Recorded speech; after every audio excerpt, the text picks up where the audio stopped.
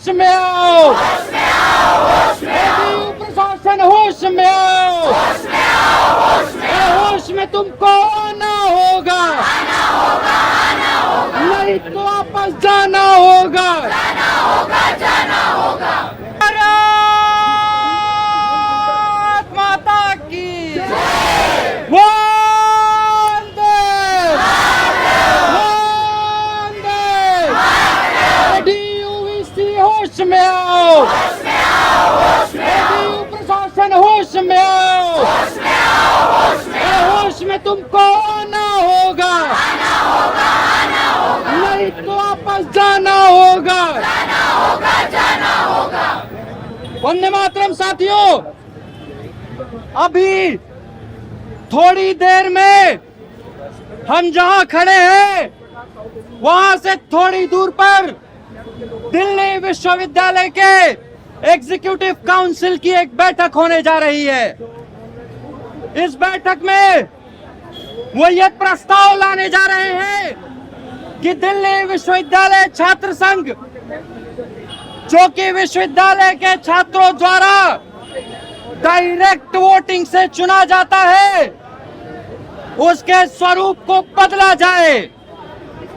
लेकिन साथियों, सबसे बड़ी विडंबना की बात यह है कि जो लोग इस बैठक में ये प्रस्ताव पास करेंगे वो खुद एक डायरेक्ट चुनाव लड़ करके आए हैं।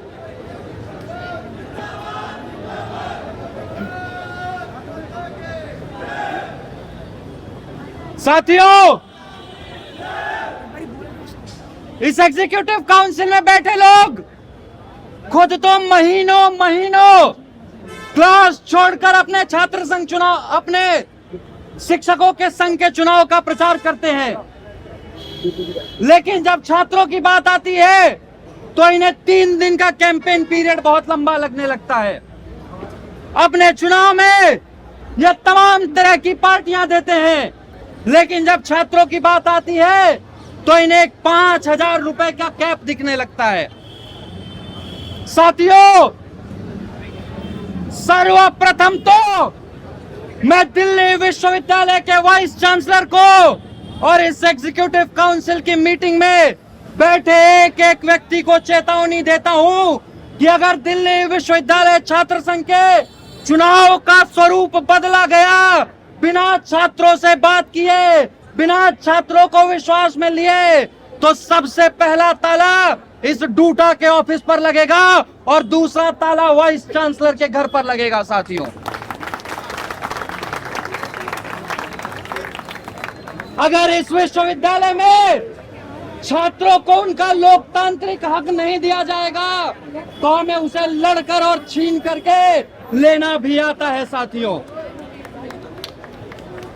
इन नियमों को बदलने के लिए ये एक ऐसे केस की गवाही दे रहे हैं जिसमें कि इस विश्वविद्यालय ने अपने छात्रों को, उनके लिए दिन रात संघर्ष करने वाले छात्र नेताओं को बदनाम करने में कोई कसर नहीं छोड़ी। जो जिम्मेदारी कैंपस में चुनाव शांतिपूर्ण तरीके से हो, कैंपस में नियमों का पालन करते हुए चुनाव हो, उन नियमों का पालन कराने की जो जिम्मेदारी विश्वविद्यालय प्रशासन की थी, उस जिम्मेदारी से दूर भागने वाले प्रशासन ने सारा दोष छात्रों और छात्र नेताओं पर डाल दिया।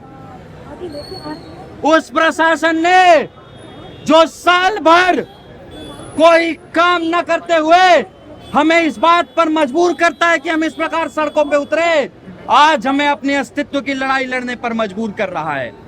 लेकिन मैं इस प्रशासन को याद दिला दूं कि इसी आर्ट फैकल्टी से, इसी विद्यार्थी परिषद से और इसी दिल्ली विश्वविद्यालय के छात्र संघ चुनाव से एक रेखा गुप्ता निकले जो आज दिल्ली के मुख्यमंत्री हैं, एक आशीष सूद निकले जो आज दिल्ली के कैबिनेट मंत्री हैं, एक अरुण जेटली निकले जिन्होंने इस देश की दशा और दिशा तय करने में इमरजेंसी के दौरान आंदोलन का नेतृत्व किया। मैं उनको याद दिला दूं कि इससे न सिर्फ संघर्षशील छात्र नेता निकले हैं, बल्कि रजत शर्मा जैसे वो लोग भी निकले हैं जो अन्य क्षेत्रों में देश और समाज का नेतृत्व कर रहे हैं। साथियों, जब कल एग्जीक्यूटिव काउंसिल में ऐसी बात रखने की बात आई तो मैं लिंग 2 के गाइडलाइंस भी पढ़ रहा था, टूसू का कॉन्स्टिट्यूशन भी पढ़ रहा था।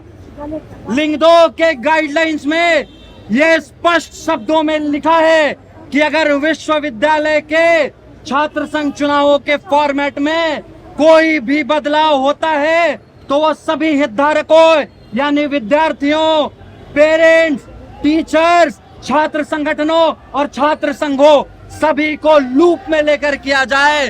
कोई एक तरफा तानाशाही नहीं चलेगी।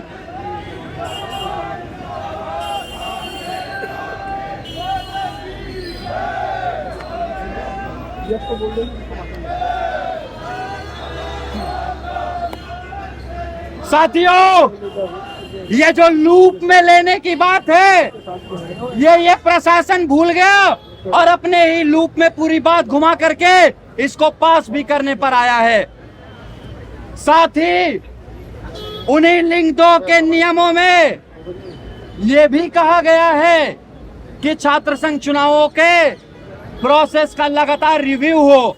अगर बात रिव्यू की है तो इस बात का रिव्यू क्यों नहीं किया जाता कि आज के समय में 5,000 रुपए में छात्र संघ का चुनाव लड़ना नामुमकिन है, कि आज के समय में दिल्ली विश्वविद्यालय जैसे बड़े विश्वविद्यालय में 3 दिनों में कैंपेन करना नामुमकिन है। और उस लिंग 2 गाइडलाइन का जो सबसे पहला पॉइंट है वो ये है कि जो यूनिवर्सिटी की एपेक्स स्टूडेंट बॉडी होगी उसका हिस्सा सभी कॉलेज, सभी डिपार्टमेंट होंगे। मेरी दौलत राम कॉलेज की बहनें यहाँ बैठी हैं। मैं पूछता हूँ कि उनके दिल्ली विश्वविद्यालय छात्र संघ में शामिल होने का हक आप क्यों नहीं दे पा रहे हैं? अगर आप लिंग 2 गाइडलाइन लागू कराना चाहते हैं, आप IPCW को दिल्ली विश्वविद्यालय छात्र संघ में क्यों नहीं शामिल करना चाहते? आप भारतीय कॉलेज को क्यों नहीं शामिल करना चाहते? इन सभी सवालों का जवाब हम मांगेंगे और मैं आपको आश्वस्त करता हूं कि अब या तो दिल्ली विश्वविद्यालय को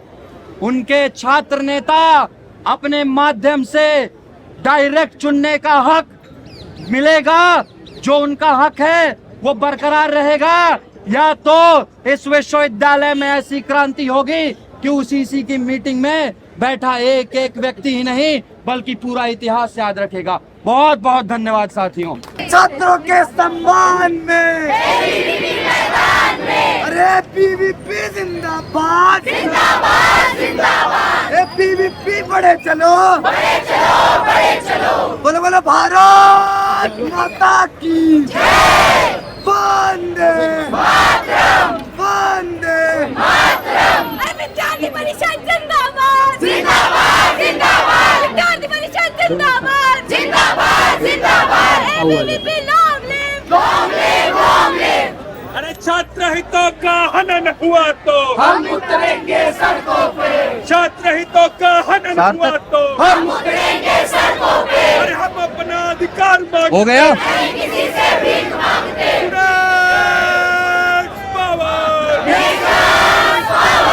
छात्र शक्ति। साथियों